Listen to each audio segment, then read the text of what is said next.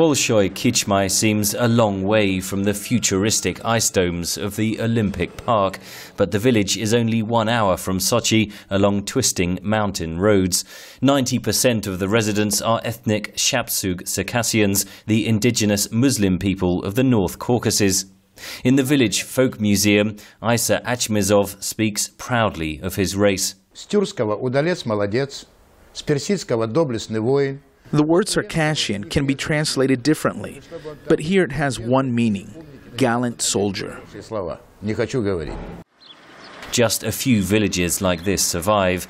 The Circassian population was nearly wiped out in the Russian conquest of the Caucasus in the 1860s. Hundreds of thousands were forced to flee from the beaches of Sochi on boats, and up to a third drowned or starved to death. Georgia has officially recognized the expulsion as genocide. Russia has offered little recognition or apology, angering many of the millions of Circassians living overseas. In May this year, Circassians will mark 150 years since their defeat at the hands of Russian forces as they were chased down these river valleys. But few people living here now appear interested in stirring up history. It is a historical fact that we Circassians were defeated by Russian forces and became part of Russia. But now you will not find one person here who wants to break away and be independent of Russia. The Chechen Islamist leader Doku Umarov last week invoked the history of the Circassians in calling for terror attacks against the Sochi Olympics, saying the Olympic facilities were built on the bones of dead Muslims. Aisa Achmizov says those sentiments have no place among the Circassians. There is nowhere in the world where blood has not been spilled at some point in history.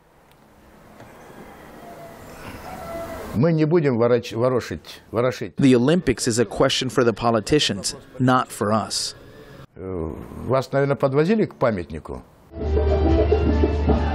Inside the Olympic Park, organizers have erected a Circassian house to showcase their culture. Asked by VOA at a news conference about Circassian concerns, the mayor of Sochi gave a robust defense.